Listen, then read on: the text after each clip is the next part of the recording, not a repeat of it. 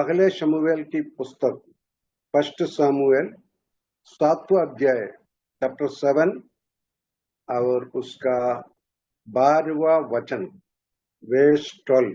First शमूएल chapter 7 and verse 12। तब शमूएल ने एक पत्थर मिस्पा और शैन के बीच में खड़ा किया और ये कहकर उसका नाम एबेनेजर रखा कि यहाँ तक यहोवा ने हमारी सहायता की है। ये जो वचन है बहुत सुपरिचित वचन है।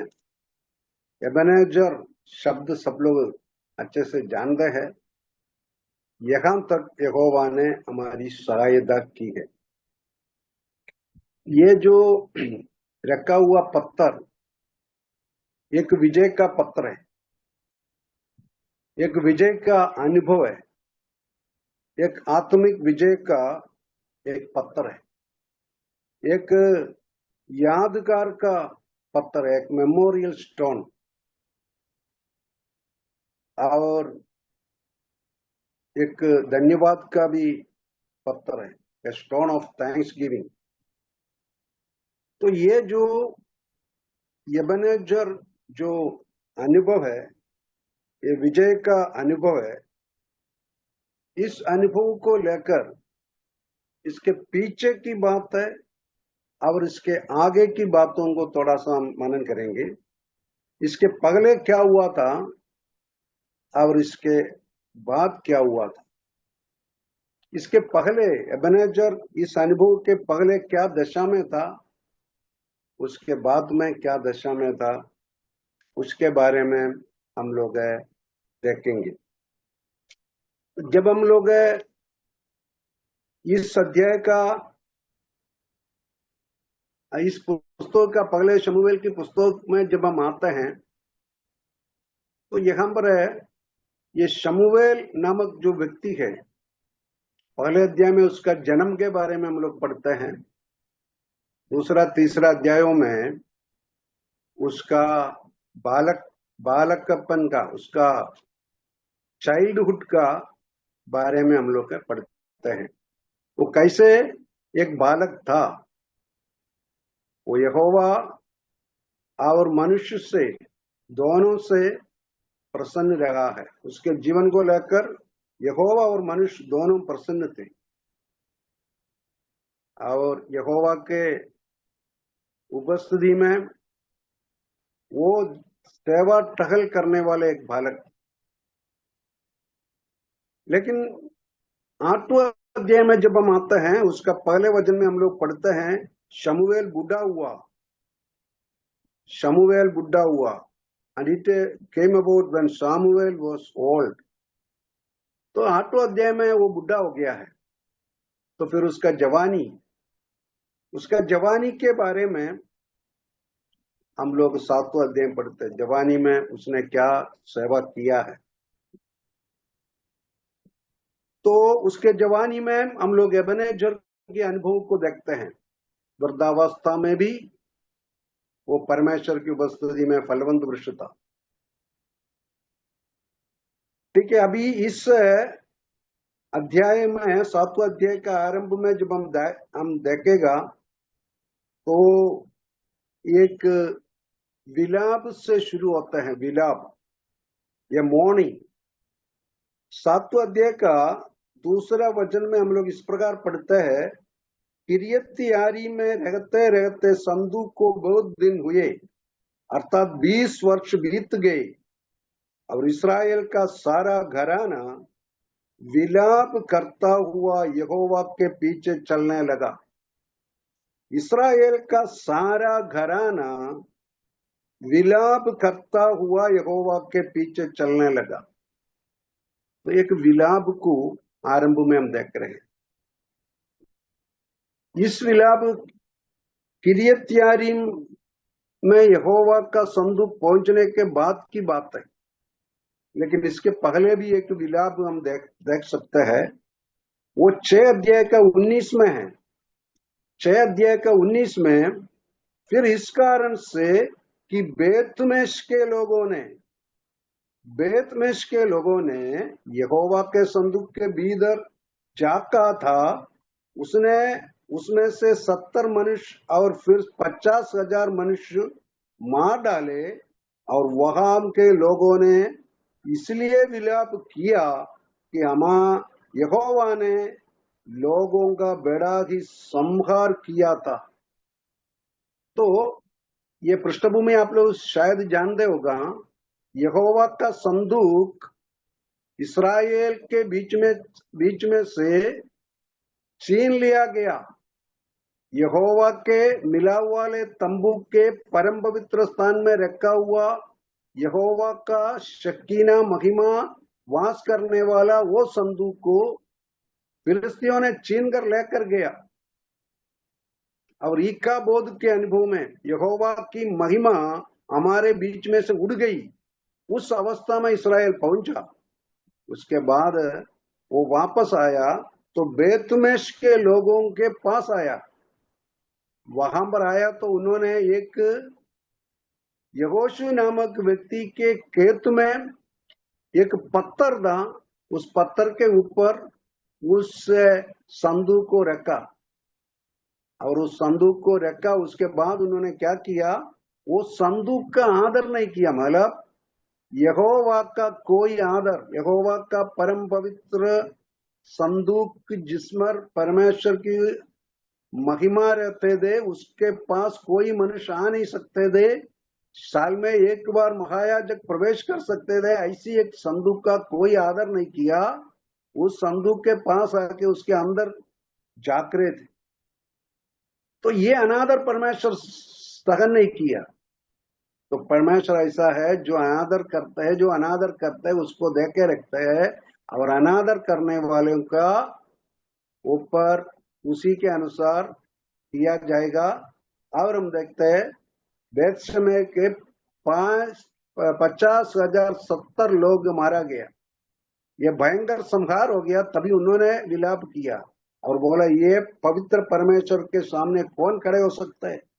तब बेतशेमेश के लोगों कहने लगे इस पवित्र परमेश्वर को कौन, परमेश्वर के सामने कौन खड़ा रह सकता है और वह हमारे पास से किसके पास चले जाए। तो वो पवित्र परमेश्वर का सहन नहीं कर पा रहा था। परमेश्वर को और संदूक को वो नहीं चाहा। वहां से हम देखते हैं किरियत में आया। जब किरियत में आया तो हम देखते हैं उन्होंने उस संदूक का आदर करने लगा। एक वहां पर भी एक व्यक्ति का नाम आया है, उसके अबीनादाब के घर में रखा और उसके पुत्र को उन्होंने पवित्र करके उसका सेवा टहल देखभाल करने के लिए रखा। इसका मतलब वो जो किरियत के लोगों ने जो उनसे जो हो सकता है उसी प्रकार का आदर करने लगे। जब उन्होंने आदर किया उसके बाद हम लोग दूसरा वचन में पढ़ा, किरियत में रहते रहते संदूक को बहुत दिन हुए, अर्थात 20 वर्ष बीत गए और इस्राएल का सारा घराना विलाप करता हुआ यहोवा के पीछे चलने लगा। यहाँ पर एक विलाप जो है एक पॉजिटिव है। उनको चाहिए परमेश्वर की महिमा। जैसे पहले परमेश्वर की महिमा उनके बीच में रहता था, उसी प्रकार परमेश्वर की महिमा वो देखना चाहते हैं। तो परमेश्वर की महिमा के लिए एक वांछा, एक अभिलाषा, उसका लिए हम लोग देखते वो लोग विलाप किया है। जब वो विलाप जब किया तभी हम देखते शमूएल पिक्चर में आ रहे। तीसरा वचन में, तब शमूएल ने इस्राएल के सारे घराने से कहा, यदि तुम अपने पूर्ण मन से यहोवा की ओर फिरे हो तो पराये देवताओं और अश्वरत वे देवियों को अपने बीच में से दूर करो और यहोवा की ओर अपना मन लगाकर केवल उसी की उपासना करो, तब वह तुम्हें फिलिस्तियों के हाथ से छुड़ाएगा। ये जो इस्राएलियों का एक बहुत बड़ा समस्या है। क्या समस्या क्या है?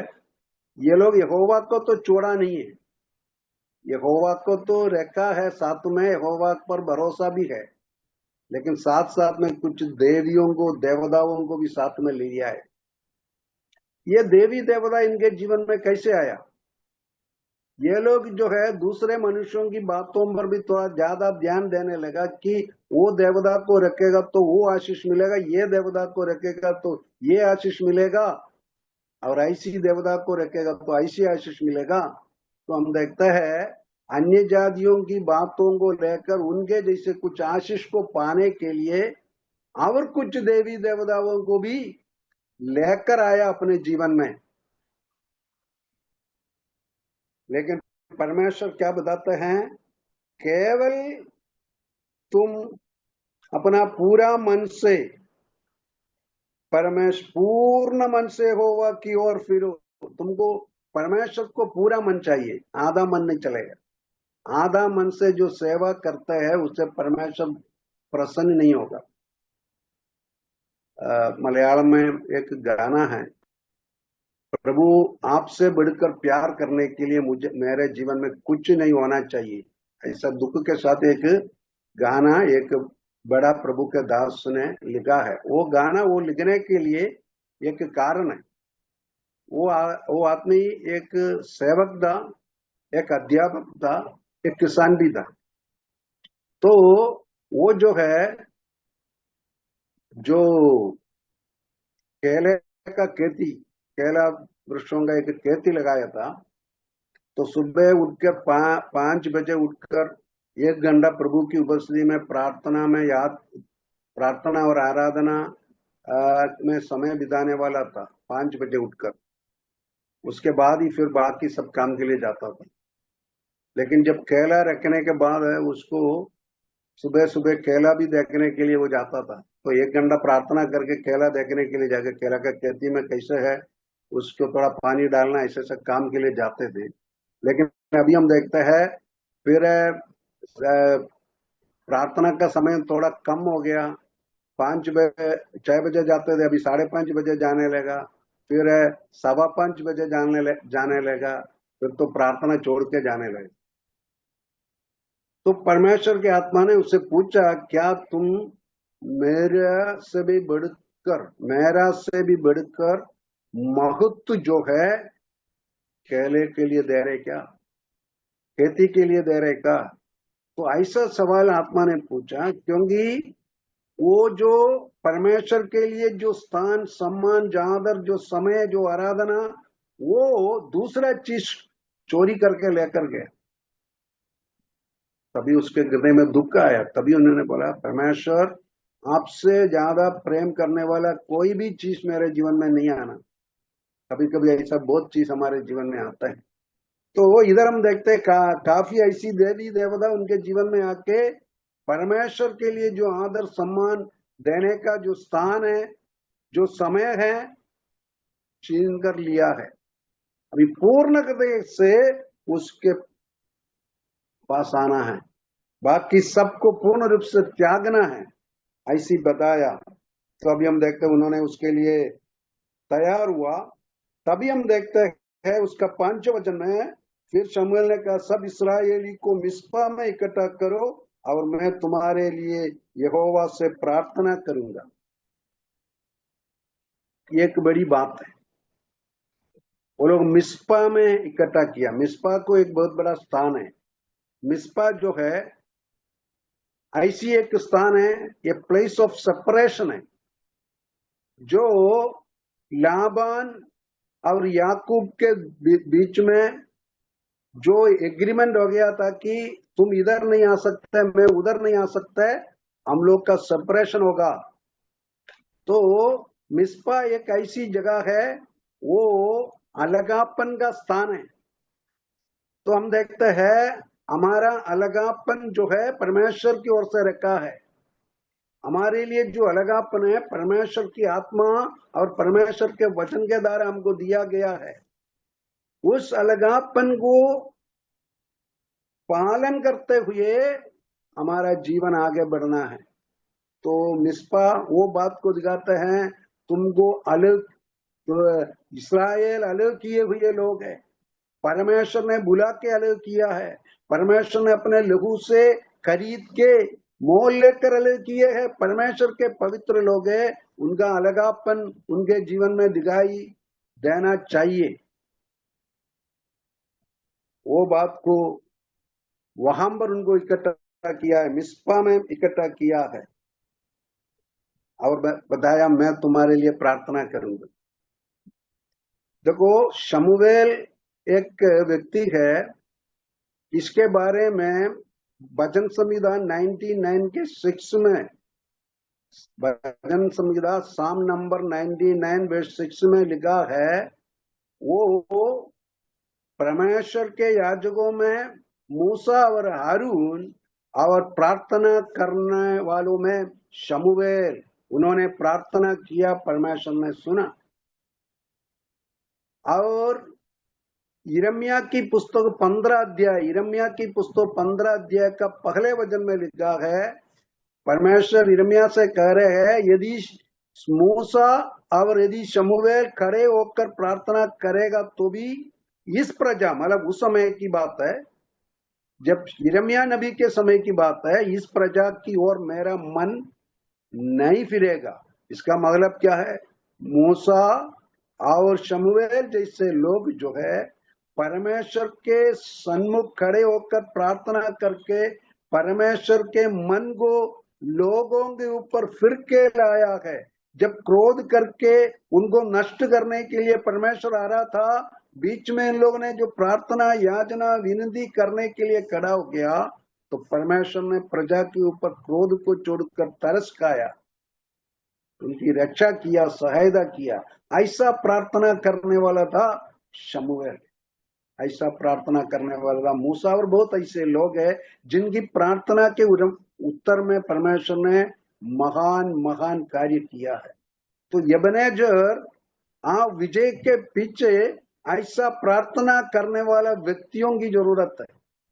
शमूएल जैसे व्यक्ति जो बीच में प्रार्थना करते हुए खड़े होने की जरूरत है।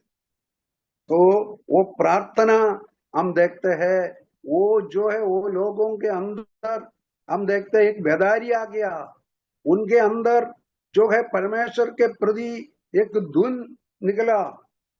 वो हम देखते हैं मिस्पा के अनुभव में आया, सेपरेशन के अनुभव में आया, मन फिराव करके पूर्ण हृदय से परमेश्वर के पास आया और प्रार्थना करने वाला शमूएल खड़े हो गया। ये बात हम देखते हैं।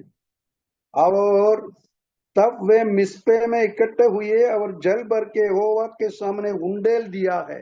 जल भर के, ये जल परमेश्वर के सामने उंडेल दिया मतलब जो है वो एक सिंबॉलिक एक्शन है। वो सिंबॉलिक एक्शन का मतलब ये है जो है हमारा हृदय पानी जैसे उंडेल देना। हम वचन में पढ़ते हैं, परमेश्वर के लोगों तुम्हारे हृदय को पानी जैसे परमेश्वर के सन्मुख उंडेल देना। हृदय को खुला खुला करके, हृदय के अंदर की सारी बातें कुल्लम कुल्लम परमेश्वर के सामने अपने आप को समर्पित करके जो प्रार्थना जो आराधना करते हैं उसको दिखाते हैं। हृदय संपूर्ण रीति से पानी जैसे उंडेल देना। ये बात तो विलाप गीत में भी हम पढ़ते हैं, दूसरे अध्याय में पढ़ते हैं, तुम्हारा हृदय पानी जैसे उंडेल देना। तो वो अनुभव उनको हुआ है और उस दिन उपवास किया है। उपवास भी जो है पूर्ण रूप से प्रभु के सन्मुख, पूर्ण मन से जो प्रभु के सन्मुख आके अपने आप को जो समर्पित किया है, वो एक सैक्रिफिशियल डेडिकेशन, एक अपने आप को प्रभु के सन्मुख समर्पित कर रहे हैं। और हम देखते हैं हमने यहोवा के विरुद्ध पाप किया है। और शमूएल ने मिस्पा में इस्राएलियों का न्याय किया। तो वहां पर हम देखते हैं उन्होंने अपने पापों को मान लिया, अपने पापों को परमेश्वर के सामने मान लिया, कन्फेशन किया, अंगीकार किया, क्षमा मांगा और आपस में जो इश्यूज था, हम देखते हैं शमूएल ने मिस्पा में इस्राएलियों का न्याय किया। उनका आपस की जो एकता है, वो एकता जो है मन से एक एकता था, वो एकता की जरूरत था। उनके आपस के बीच में जो मनमुटाव की बात है वो जो है समाप्त हुआ है। आपस में हम देखते हैं न्यायाधिष्ठित रीति का एक रिलेशन आया है। सब अन्याय का व्यवहार समाप्त हो गया है। अभी एकता को दिखाता है, हृदय हृदय से मिलाया है, वो मेल मिलाप को दिखाता है। जब न्याय के द्वारा मेल मिलाप हुआ है तो परमेश्वर के लोगों के बीच में ये भी होना चाहिए, प्रार्थना, उपवास। और हम देखते हैं वो मेल मिलाप के बिना प्रार्थना नहीं सुनते, प्रार्थना का उत्तर नहीं होता है। तो वो मेल मिलाप की बात वहां पर हुआ है। इसके बाद हम देखते हैं 7वें वचन में, जब फिलिस्तीयों ने सुना कि इसराइली मिस्पा में इकट्ठे हुए हैं, तब उसके सरदारों ने इसराइलियों पर चढ़ाई की। यह सुनकर इसराइली फिलिस्तीयों में से भयभीत हुए और उसका 9वां वचन में, तब शमूएल ने एक दूत पियुआ मेमने ले सर्वांग होम बलि करके यहोवा को चढ़ाया। एक दूत पियुआ मेमना, ये मेमना जो है एकदम इन्नसेंट है, सबसे इन्नसेंट एक मेमना को बलि हो गया। ये हमारा प्रभु यीशु मसीह का मेमना प्रभु यीशु मसीह को दिखाते हैं, सबसे इन्नसेंट होकर, पाप को नहीं जानते ऐसा व्यक्ति को बलि किया है, ताकि वो प्रभु यीशु मसीह जो हमारे लिए बलि हुआ है वो आज हमारे लिए जीवित है। उसके नाम से हम प्रार्थना करते हैं, उस पवित्र नाम से हम प्रार्थना करते हैं। और हम देखते हैं इसराइलियों के लिए यहोवा से जब प्रार्थना कर रहे थे, उस पवित्र बलि को हम देखते हैं स्मरण करने वाला मेमना को या बलि करते हुए प्रार्थना कर, यीशु मसीह के नाम, यीशु मसीह के बलि, उसी को लेकर, उसी के स्मरण को लेकर हम प्रार्थना करते हैं। एक वचन पढ़ेंगे तो ये जो है इतनी बातें हम देखते हैं, जो एबेनेजर की बात है वो विजय के पीछे है।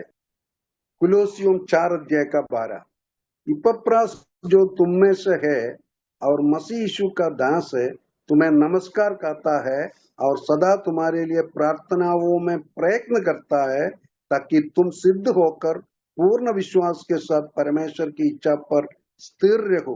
शमूएल में हम देखते हैं, मूसा में हम देखते हैं, उसका बहुत बड़ा विजय हम देखते हैं। तो ऐसी अनुभव हमारे जीवन में एबेनेजर को लाते हैं।